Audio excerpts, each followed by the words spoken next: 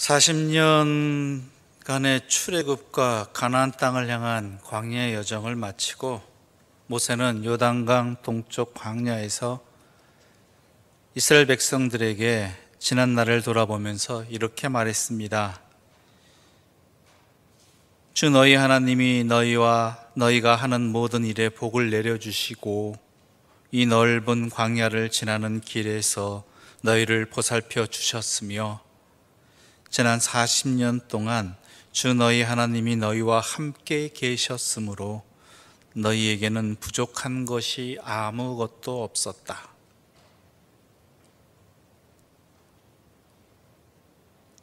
생각해 보십시오. 진짜 부족한 거 없었습니까?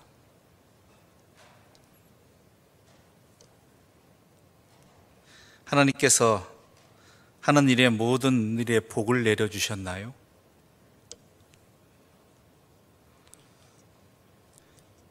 광야에서 이스라엘 백성들의 삶은 불편, 불만, 또 불평의 계속이었습니다.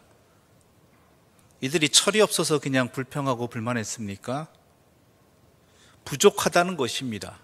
힘들다는 것입니다. 어렵다는 것입니다. 차라리 애굽에 그대로 있는 것이 좋았다고 생각될 정도였다는 것입니다. 이미 우리가 성경의 말씀을 통해 어떤 일이 있었는지 너무나 잘 알고 있지 않습니까? 그래서 하나님께서 벌을 주시기도 하고 나중엔 어떻게 됩니까? 출애굽한 그 세대는 여호수아와 갈렙 빼놓고는 그 어떤 누구도 가나안 땅에 들어가지 못하는 상황까지 벌어졌습니다.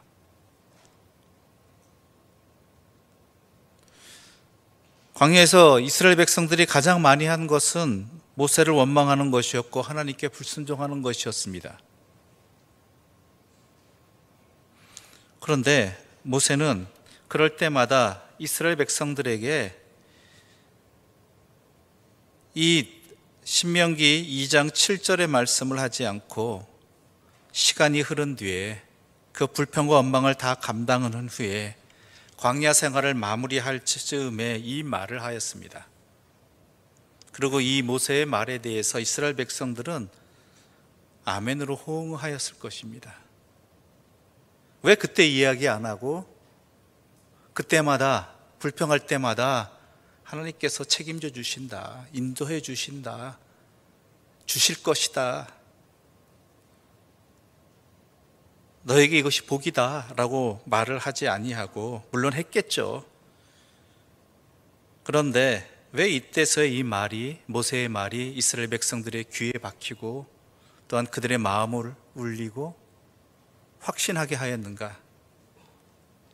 그것은 바로 광야의 연단이 끝났기 때문입니다. 자신들의 여정 속에서 그들의 신앙이 연단되었기 때문입니다. 자신들의 눈이 아니라, 자신들의 관점이 아니라 하나님의 눈으로, 하나님의 관점으로 볼 줄 아는 훈련이 되어졌기 때문입니다.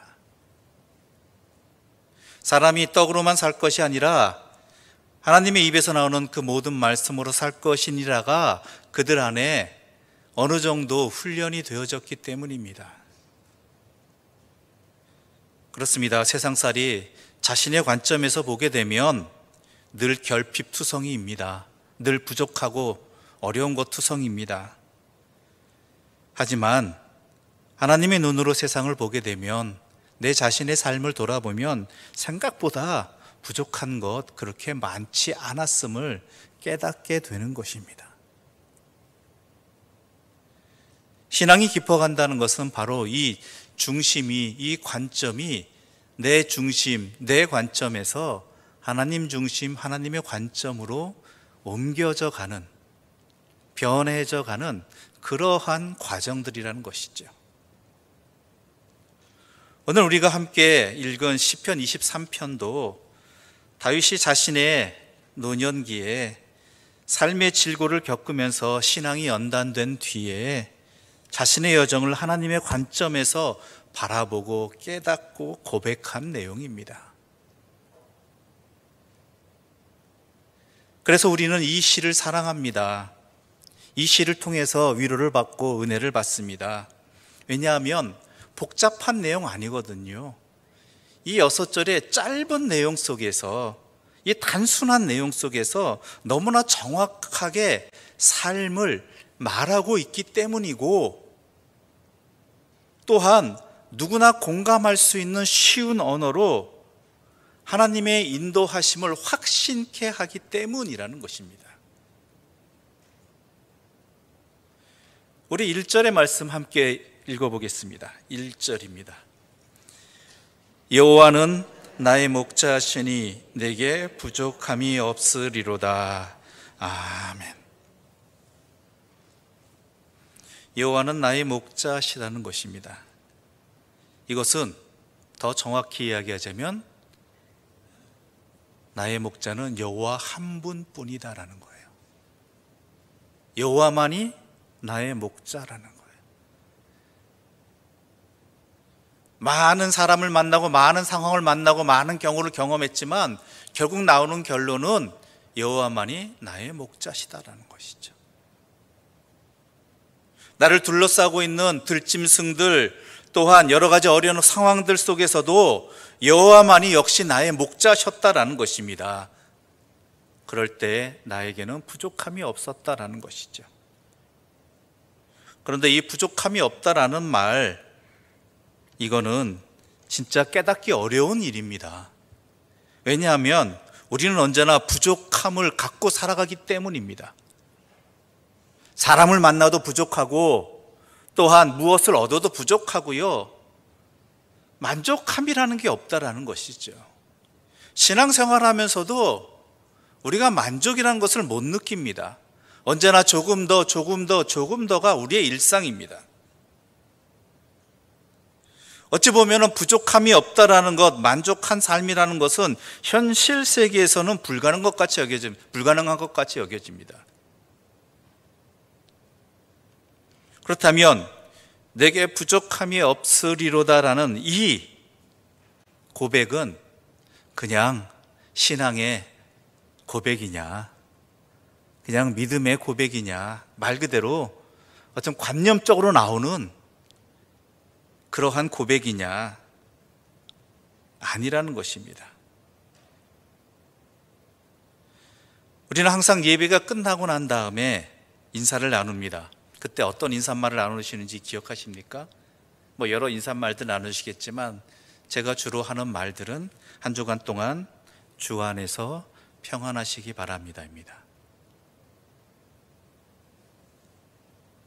하지만 이것이 말뿐이 아니라, 이 평안이 말뿐이 아니라 진짜 내 삶에서 실현되기 위해서는 주 안에서가 관점이 돼야 돼요. 즉 뭐냐? 나의 중심이 어디에 있느냐, 나의 관점이 어디에 있느냐라는 거예요. 세상은 말합니다. 세상의 중심은 나라는 것이죠. 실제로 그렇습니다. 제 삶도, 제 생각도 중심이 저에게 있습니다. 내가 생각하기에, 내가 살아보니까. 여러분은 어떠신가요? 여러분은 좀 다르신가요? 아마 저와 비슷할 것입니다. 다를 바 없을 것입니다. 내가 중심이 되면 항상 불안합니다. 항상 부족합니다. 그러나 여호와가 나의 목자시면, 여호와가 나의 기준이 되시면, 내가 그의 것이라는, 여호와의 것이라는 인식이 분명해진다면 그때는 내 삶이 다르게 판단되어지고 평가되어진다는 것이죠. 바로 이것이 가장 중요한 것입니다. 지난 3주간의 사순절 첫 번째, 두 번째, 세 번째 주일 동안 우리 예수님의 당하신 시험에 대해서 함께 이야기를 나눴습니다. 그것도 그 시험의 상황들을 예수님은 어떻게 계셨습니까? 하나님의 관점에서 보고 하나님 중심으로 풀어가셨다라는 것이죠. 그러면 살 길이 보이고 그 시련과 유혹도 이겨낼 수 있는 힘이 생기고, 그리고 감당해낼 수 있는 것이 된다라는 것이지요. 내 중심이 되고 세상이 중심이 된다면 이 시험들은 그 누구도 이겨낼 수 없습니다. 넘어질 수밖에 없고 유혹당할 수밖에 없습니다. 감당해낼 수가 없는 것이지요.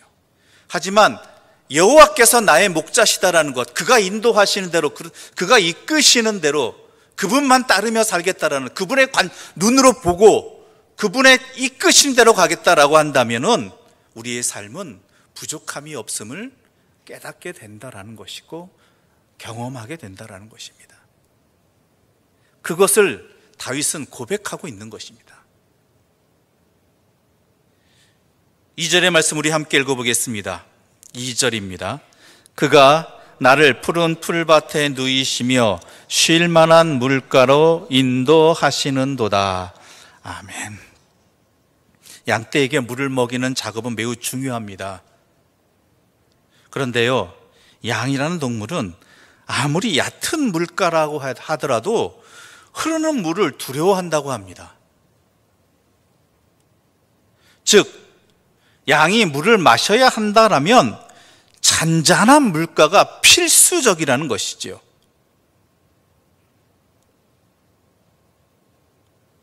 그래서 양들은 흐르는 시냇물이 앞에 있음에도 불구하고 그 물을 먹지 못하고 물살이 좀 잔잔해진 곳을 찾을 때까지 그저 두리번거릴 뿐입니다.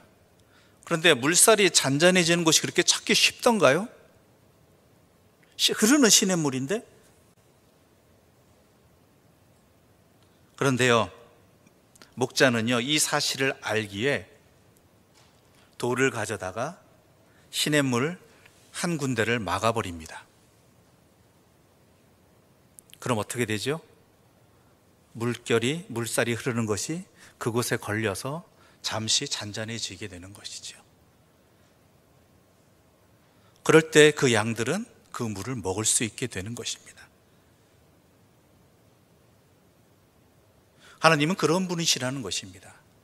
우리의 처지와 형편을 아시기 때문에 우리의 갈급함도 아시지만 우리가 먹을 수 있도록, 우리가 마실 수 있도록, 우리가 살아갈 수 있도록 그것을 예비해 주시고 준비해 주시고 대비해 주시는 분이라는 것입니다. 그걸 우리는 못 기다려요.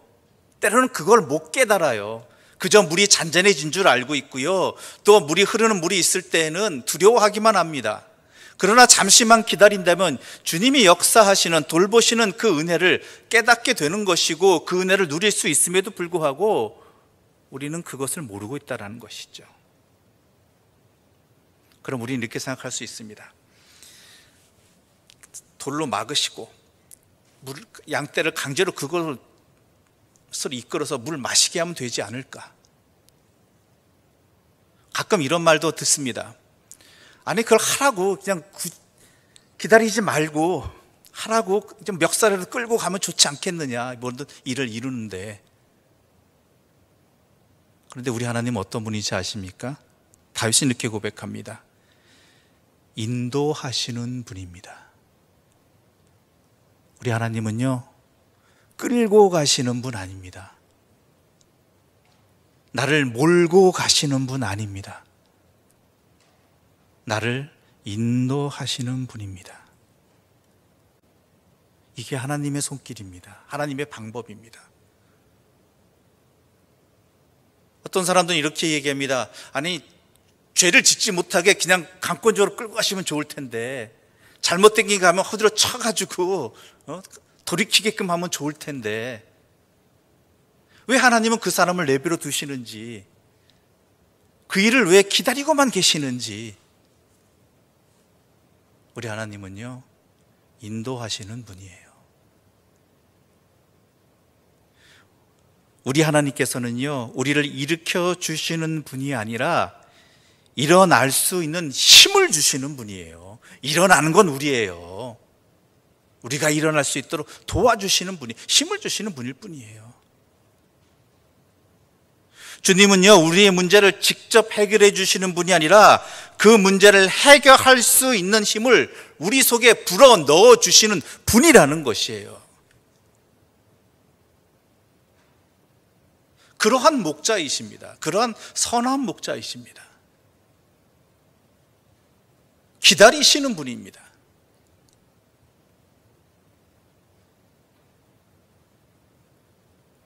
방탕한 아들을 멱살 잡고 끌어오는 아버지가 아니라 돌아올 때까지 하염없이 길에서 기다리시는 분이 목자이신 우리 주님이시라는 것이죠.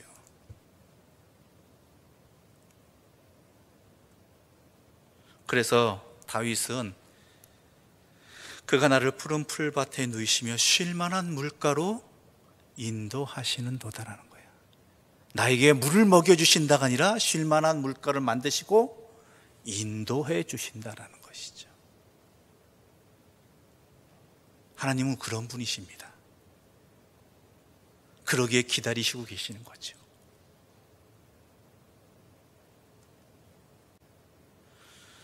삼 절의 말씀 우리 함께 읽어보겠습니다. 3절입니다. 내 영혼을 소생시키시고 자기 이름을 위하여 의의 길로 인도하시는도다. 아멘. 다윗은 또 이렇게 말합니다. 주님께서는 내 영혼을 소생시켜 주시고 자기 이름을 위하여 우리를 바른 길로 인도하신다라는 것이죠. 우리 주님은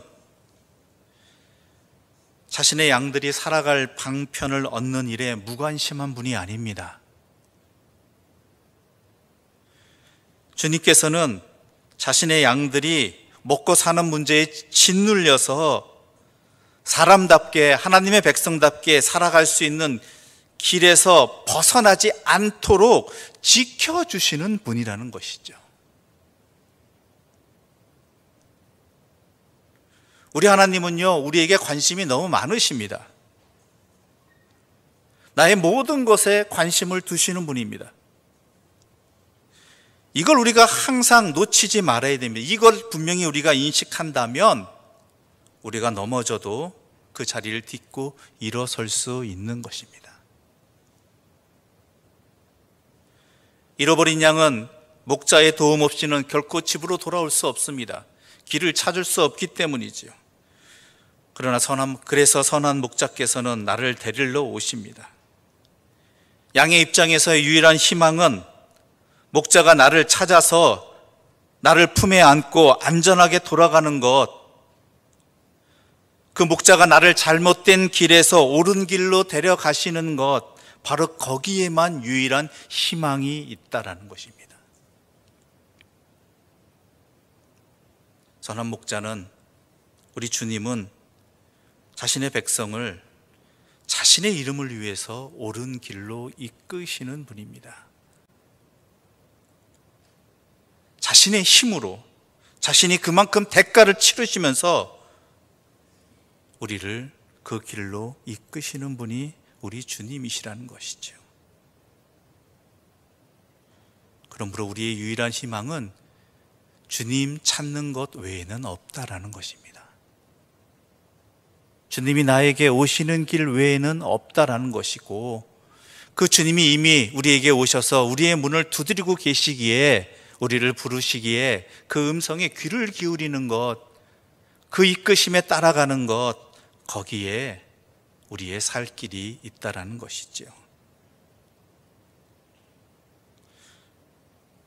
또한 이런 말씀이 계속되어집니다. 4절 말씀 함께 읽어보겠습니다.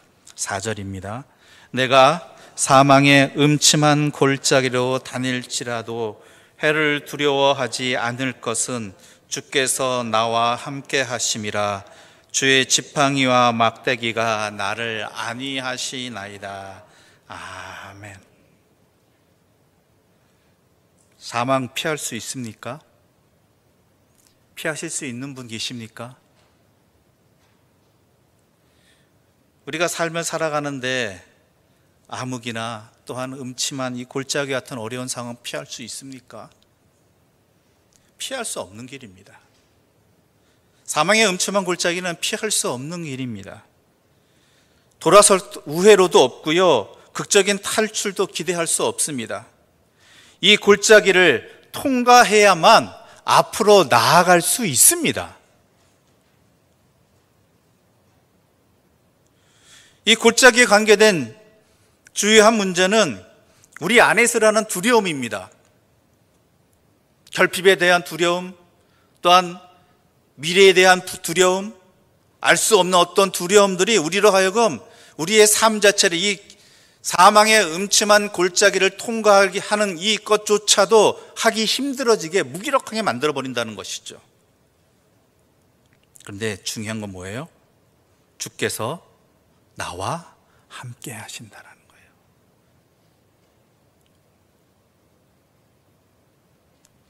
거기에 바로 임마누엘의 하나님이 있는 것입니다. 당시 이스라엘뿐만 아니라 주변 국가들의 신들은요, 이스라엘 외 주변들, 그의 신들은 그들을 위해 지어진 신전에 살았다고 생각했습니다. 그런데 우리 하나님은 어떤 분이셔요? 우리와 함께, 그 신전에 계신 분이 아니라 우리와 함께 하시는 분. 이건 그냥 피상적인 고백이 아니에요. 이스라엘 백성이 40년 광야 동안 하나님이 한 군데 계셨습니까? 아니잖아요. 구름 기둥과 불 기둥으로 항상 이스라엘과 함께 하신 분입니다. 어디든 인도하시고 또한 함께 거하신 분이 우리 주님이시라는 거예요. 그 임마누엘의 하나님을 이들은 이미 40년 동안 보고 듣고 배워왔습니다. 그 하나님으로 인해 광야를 어떻게 보냈는지, 반드시 가나안 땅으로 가려면 통과해야 되는 이 광야의 길을, 또한 이방 민족들이 호시탐탐 노리는 이러한 음침한 골짜기를 지남에도 불구하고 거기에도 하나님의 구름 기둥과 불 기둥은 항상 있었다라는 것이죠. 그래서 시편 139편 7절부터 10절에는 이렇게 고백하고 있는 것입니다. 우리 함께 읽어보도록 하겠습니다. 내가 주의 영을 떠나 어디로 가며 주의 앞에서 어디로 피하리이까? 내가 하늘에 올라갈지라도 거기 계시며 스올에 내 자리를 펼지라도 거기 계시니이다. 내가 새벽 날개를 치며 바다 끝에 가서 거주할지라도 거기서도 주의 손이 나를 인도하시며 주의 오른손이 나를 붙드시리이다. 아멘. 바로 이 고백에 나올 수밖에 없는, 항상 어디에나 주님이 함께 계셨다. 내 중심, 내 관점의 눈으로만 바라보았을 때는, 세상의 상황적으로만 보았을 때는 도대체 주님이 어디 계시냐, 내가 이렇게 힘들고 어려운데 부족한데 우리 하나님은 도대체 뭐 하시냐라는 생각이 들었는데요, 하나님의 눈과 하나님의 관점으로 바라보니까요, 어떻게 돼요? 내 신앙의 깊이를, 신앙의 눈으로 바라보니까 하나님은 어디에나 나와 항상 함께 하셨다는 거예요. 그냥 함께 하신 것이 아닙니다. 지팡이와 막대기로 함께 하셨다는 것입니다. 이 두 도구는 목자에게 있어서 하나의 반드시 있어야 될 도구입니다. 막대기는요, 양떼를 외부의 위협으로부터 보호하는 데 사용하는 것입니다. 그리고 지팡이는요, 양떼를 돕는 일을 합니다.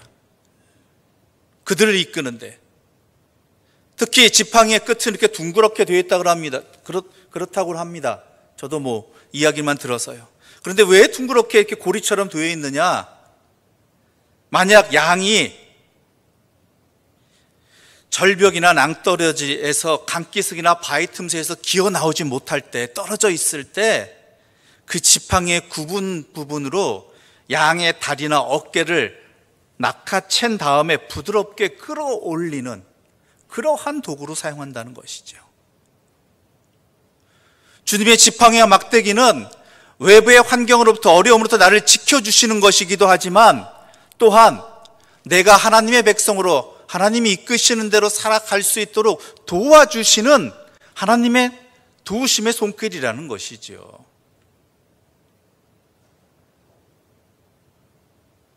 그렇게 나를 도와주시고 인도해 주셨다라는 것입니다.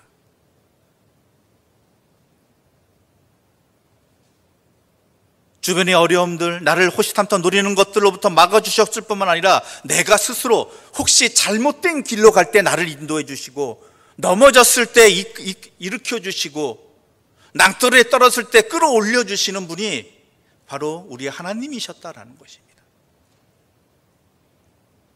그뿐만이 아닙니다. 5절의 말씀 함께 읽어보겠습니다.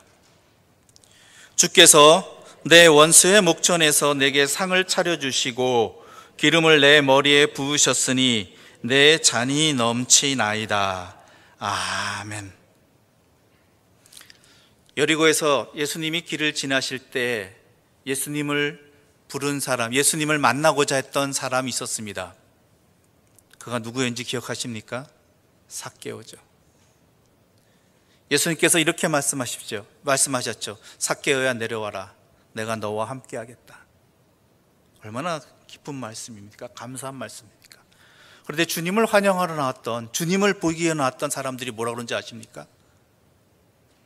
저 삭개오 저놈은 죄인인데 어떻게 해서 주님께서, 랍비께서 저 부정한 사람과 민족의 반역자와 함께 하시는가? 사람들은 증오의, 분노의 소리들을 거리낌 없이 내뱉었을 것입니다.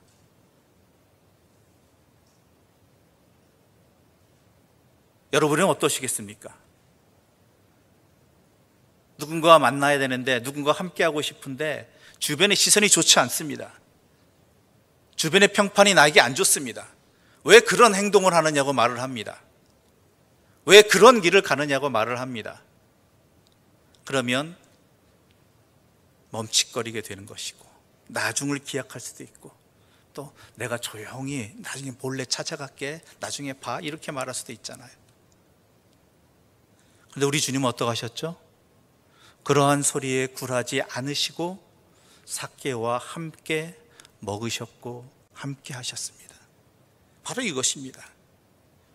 내 원수의 목전에서의 이 핵심은 뭐냐면, 하나님께서는 누가 보든지 개의치 아니하시고 그 사랑을 내게 베풀어 주시는 분이라는 거예요.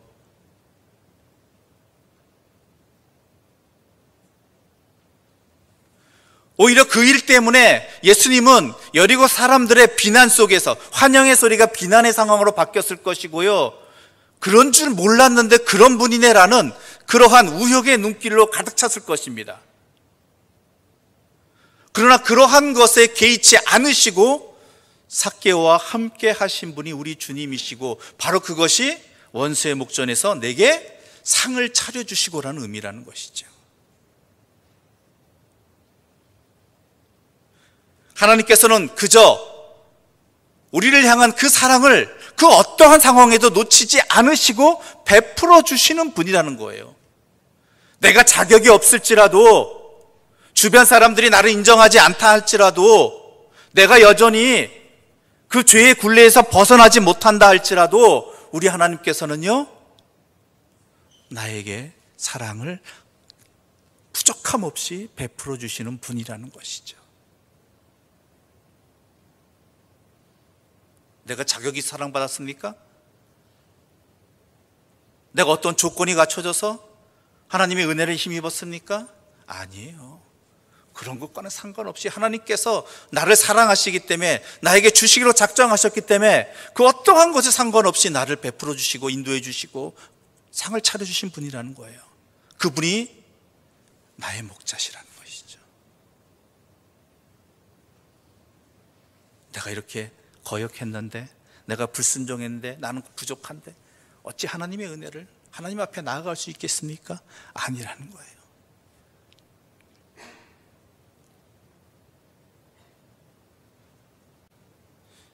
육 절의 말씀 함께 읽어보겠습니다. 6절입니다. 내 평생의 선하심과 인자하심이 반드시 나를 따르리니 내가 여호와의 집에 영원히 살리로다. 아멘. 선하심, 하나님의 선하심이 뭐겠습니까? 하나님의 신실하심이에요. 하나님의 신실하심. 또한 인자하심은 뭐겠습니까? 나 같은 사람에게도 값없이 베풀어 주시는 은혜가, 원수에서, 목전에서 나의 부족함에도 불구하고, 여전함에도 불구하고 상을 차려주시는 그 자비로우심이 반드시 어떻게? 나와 함께 한다는 거예요. 반드시. 그 어떤 상황에도.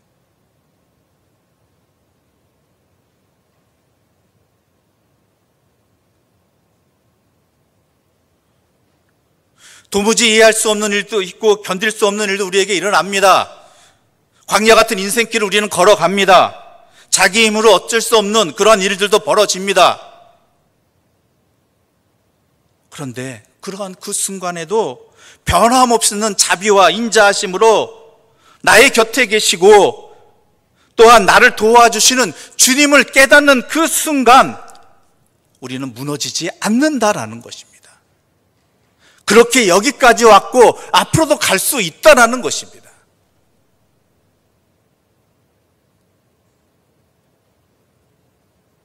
주께서 나와 함께 하십니다. 그런데 이것이 어떻습니까? 내가 사는 날 동안뿐만 아니라 영원히 함께 하신다.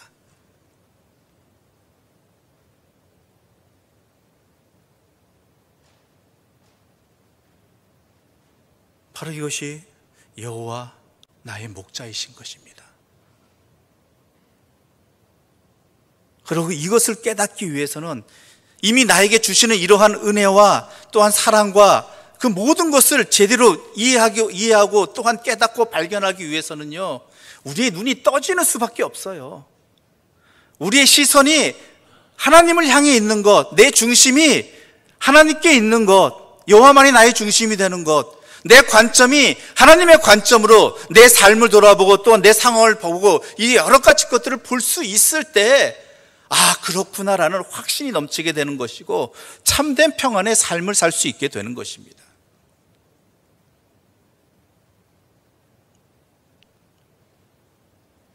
사순절입니다. 사순절의 핵심은 십자가 앞에서 내 자신을 바라보는 것입니다. 나 같은 죄인이라는 이러한 내 자신을 깨닫는 자리이기도 하지만 그럼에도 불구하고 변함없이 그 십자가의 은혜로서 그 자비하심으로 인자하심으로 나를 인도해 주셨던 그 주님을 발견하는 자리이고 또한 그 은혜가 지금뿐만 아니라 영원히 나와 함께 한다는 확신을 얻는 자리가 바로 이 사순절 십자가 앞에 서는 자리인 것입니다. 이 사실은 변함없습니다. 내가 깨닫는 그 순간 나에겐 힘이 되고 은혜가 되고 확신이 되는 것입니다. 그 믿음으로 이 광야 같은 인생, 여전한 불안한 인생, 모든 것이 부족한 것 같이 여겨지는 이 현실을 이겨낼 수 있는, 진리를 제대로 발견하고 힘을 얻을 수 있고 참된 평안을 누리시는 하나님의 사람들 되시기를 바랍니다. 우리 다시 한번 시편 23편 말씀 처음부터 끝까지 함께 읽어보도록 하겠습니다. 여호와는 나의 목자시니 내게 부족함이 없으리로다. 그가 나를 푸른 풀밭에 누이시며 쉴 만한 물가로 인도하시는도다. 내 영혼을 소생시키시고 자기 이름을 위하여 의의 길로 인도하시는도다. 내가 사망의 음침한 골짜기로 다닐지라도 해를 두려워하지 않을 것은 주께서 나와 함께 하심이라. 주의 지팡이와 막대기가 나를 안위하시나이다. 주께서 내 원수의 목전에서 내게 상을 차려주시고 기름을 내 머리에 부으셨으니 내 잔이 넘치나이다. 내 평생의 선하심과 인자하심이 반드시 나를 따르리니 내가 여호와의 집에 영원히 살리로다. 아멘. 기도드리겠습니다. 하나님 아버지 감사합니다. 나의 목자가 되어 주셔서 감사합니다. 우리의 어리석음에도 불구하고 불순종에도 불구하고 우리를 버리지 아니하시고 항상 함께 하여 주시니 감사합니다. 이제 우리가 내 중심의 삶, 세상 중심의 자리에서 벗어나서 하나님 중심의 삶, 하나님 관점의 삶을 살아가게 하여 주시어서 내 삶을 제대로 보게 하여 주시고 내 앞으로 갈 길을 제대로 깨닫게 해 주시고 주님 이끄시는 대로 주님 의지하며 참된 평안의 삶을 살아가게 하여 주시옵소서. 예수님의 이름으로 기도드립니다. 아멘.